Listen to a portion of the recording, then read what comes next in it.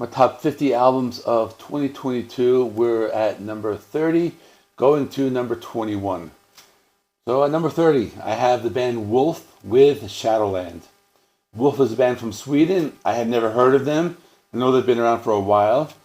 They have 8 albums out, but as soon as I listened to this album, I just immediately liked it. It was heavy metal that brought back that sound of the 80s. The band reminded me a lot of Metal Church. I think because of the singer, reminded me a lot of Mike Howe. But this album, Shadowland, all the songs are enjoyable, all the songs are memorable. It's just an album that brings back that classic heavy metal sound. They do it real well, and that's my number 30. My number 29 is Creator with Hate Uber Alles. So Creator is a band that's been around for a long time. They've been releasing thrash metal albums, since the early 80s. They've been around almost as long as Metallica. And this was a divisive album because they took a few chances. They got a little experimental, but it was, for me, a solid thrash metal album. I think some people didn't like the fact that they have some clean singing on it. But in general, I think start to finish, the album is just very good. And for that reason, I have it here. Some of my favorite songs were some of the more experimental ones, like Becoming Immortal, just that great, classic heavy metal sound. Midnight Sun, that's the one with that female singer on it. And I think it just really worked. Another song I also liked, Dying Planet, that was the final track. I thought that was a great thrasher, a great way to end the album. So I thought this one was very good. And that's all. Number 28, The Hue with Rumble and Thunder. So The Hue is a band from Mongolia. They're very original. They play music using instruments from their country. They do the Mongolian throat singing. They use a lot of different stringed instruments. They kind of get labeled as folk metal, but that's just, the label they have. I think they're just very original. It's kind of hard to put a label on them. They're just very unique. They're heavy, but they're heavy in their own way. It's just a combination of the rhythms and the deep vocals that just make this a very heavy band. The album is solid. I like all the songs. Favorite songs are Black Thunder and This Is Mongol, but it's just a front to back album that you can listen to and just enjoy if you want something different. Number 27, Blind Guardian with The God Machine. Blind Guardian is a German power metal band. They've been around for many years. They have a very large discography, and this is an album I know a lot of people are going to have on their end of the year lists. It's just a very solid album. It's an album for people who don't really like power metal because, I don't know, it's maybe too happy or too upbeat. This is power metal, but it's heavier. It's aggressive, a lot more energy, and the album is solid. The song is just very good. Favorite songs, Secrets of the American Gods and Life Beyond the Spheres.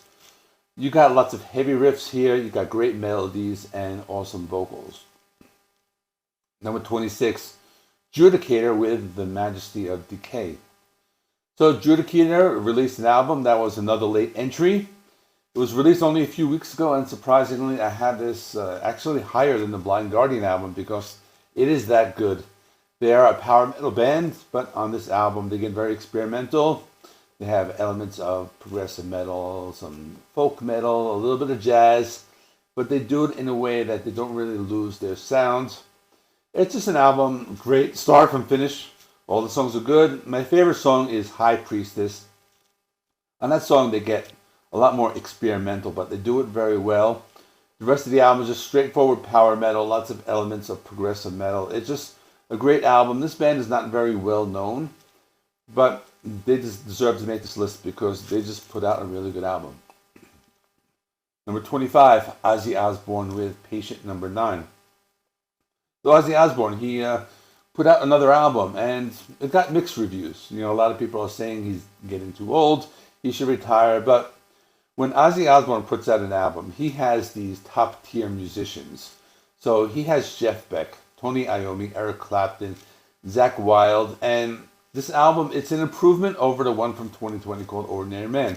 The songs are better, they're catchy, lots of great guitar riffs. Overall, just an enjoyable album. I probably like this a lot more than other people. I kind of have a bias towards dad rock bands. That's what it is, it's dad rock. But for that reason, it's on my list. Ozzy Osbourne, I grew up listening to him, so I'm going to like anything that he does. Number 24, Ugly Kid Joe with Rad Wings of Destiny. So this is an album I didn't like that much at first. This is going to be a recurring theme along this top 50 because I thought it was just very derivative. There's really not a lot of originality with you, and I still don't think it's very original. It's just fun. It's enjoyable, and that like kind of makes it a really good album because the songs being fun and enjoyable make me want to go back to it. So for that reason, I have it here. So they got the songs. They sound a lot like AC/DC, but they're just very fun and enjoyable. Dead Friends Play and Failure. They got some good grunge on it called Everything's Changing. And they play different styles. They do different stuff. It's not original. It's enjoyable. And I just go back to it a lot. And that's why I have it ranked very high. Number 23, Stryper with The Final Battle. So Stryper is a band that they always deliver. The most recent albums are so much better than the ones they released in the 80s. And it's kind of rare for me to say that about a band. It's usually the other way around. But this is a band, every time they put out a new album, it's just really good. The album, it's heavy. They're a lot heavier than they were in the 80s. They've changed their sound.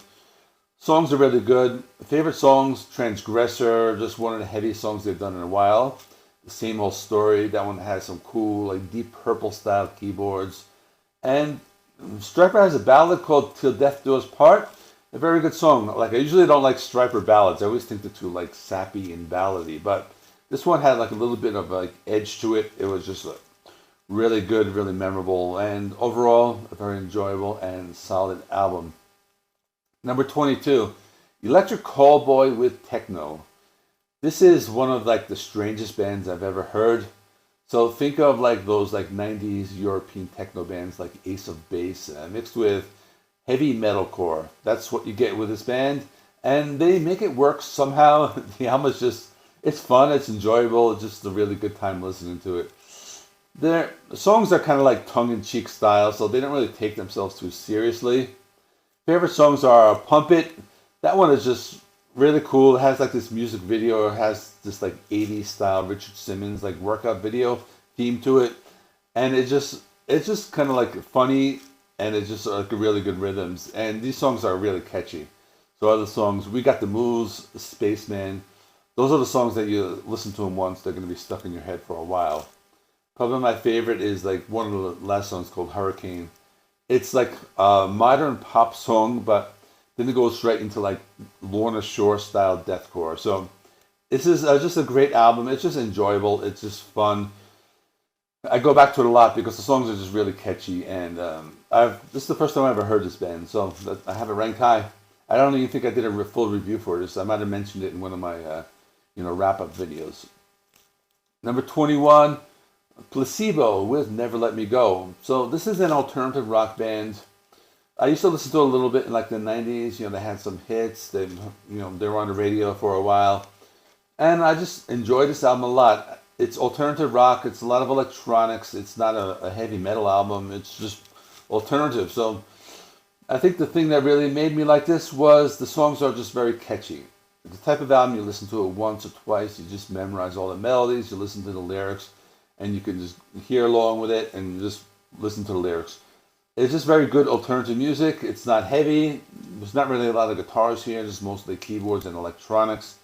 But, I like to check out different stuff. And I enjoyed this album. It's just really good. So, that's my number 21. My next video will be premiering tomorrow, which will be 20 to 11. And then I'll do the top 10. So, thanks for watching. See you in